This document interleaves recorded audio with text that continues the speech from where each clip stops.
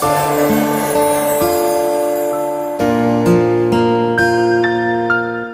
netizen, pecinta keadilan.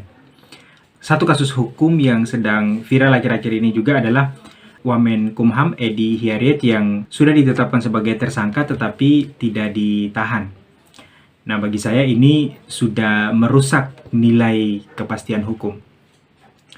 Kalau kita sedikit berpikir teoritis tentang kepastian hukum, maka ada dua tokoh yang cukup berpengaruh di dalam mendefinisikan kepastian hukum. Yang pertama adalah Humberto Avila. Dalam bukunya, dia menjelaskan bahwa kepastian hukum itu artinya kesudatentuan, stabilitas, atau prediktabilitas hukum.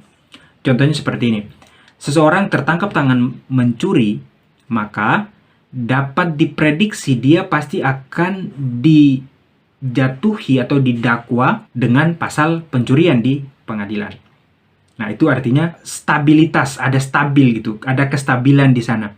Ada undang-undangnya, dan undang-undang itu kemudian yang akan pasti diterapkan kepada orang yang melakukan pencurian tadi. Jadi, bisa diprediksi.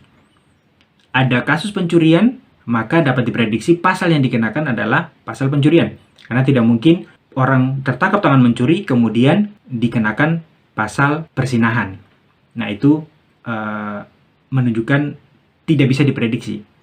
Nah, jadi yang mau ditekankan oleh Humberto Avila, kepastian hukum itu artinya sesuatu yang secara hukum bisa diprediksi, bisa ditunjukkan kestabilannya atau kesudatentuannya. Kalau menurut pengertian yang kedua, yaitu menurut Gustav Rahbruch dalam bukunya Versuch der Rechtsphilosophie, diksi yang dia pakai untuk kepastian hukum itu adalah Rechtssicherheit. Di sini ada dua pengertian yang Gustav Rahbruch terangkan. Yang pertama adalah kepastian hukum dalam pengertian Sicherheit durch das Recht, atau kepastian melalui hukum. Itu secara sederhananya seperti ini. Analoginya, ada orang yang sakit kepala kemudian minum obat Paramex, maka melalui obat itu tadi orang menjadi sembuh. Meskipun kita tidak bisa pastikan bahwa orang sakit kepala karena memang butuh Paramex. Bisa saja ada faktor-faktor yang lain. Terlepas dari apakah undang-undang atau hukum itu sudah benar ataukah tidak, selama dia memberikan manfaat, maka disitulah disebut dengan kepastian hukum dalam pengertian Sicherheit durch das Recht ini. Tapi bukan ini yang sebenarnya mau ditekankan oleh Gustav Rahbruch dalam teorinya. Dia lebih memilih pengertian yang kedua, yaitu kepastian hukum sebagai Sicherheit des Rechts selbst, atau kepastian dari hukum itu sendiri. Atau dalam hukum itu sendiri sebenarnya sudah ada kepastian. Lebih lanjut dijelaskan oleh Rahbruch bahwa kepastian di sini dibuktikan dalam dua entitas atau dalam dua hal. Yang pertama adalah keberadaan hukum itu sendiri yang pasti atau jelas, tegas, dan keberadaan yang bermanfaat atau dalam perspektif operatif, hukum itu berguna.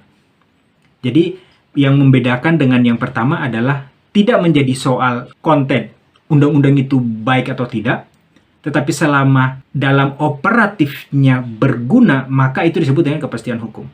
Nah, sementara untuk pengertian yang kedua ini, yang Sicherheit des Rechts selbst ini, maksudnya adalah dari segi konten itu harus baik, harus benar, harus jelas, dan dari segi operatifnya juga berguna atau bermanfaat. Nah, itulah yang dimaksud dengan kepastian hukum oleh Gustav Rahbruch. Berdasarkan penjelasan dua ahli hukum ini, maka kita bisa dapat mengambil satu benang merah bahwa yang disebut dengan kepastian hukum itu adalah keberadaan hukum yang sudah tentu, yang stabil dan bermanfaat.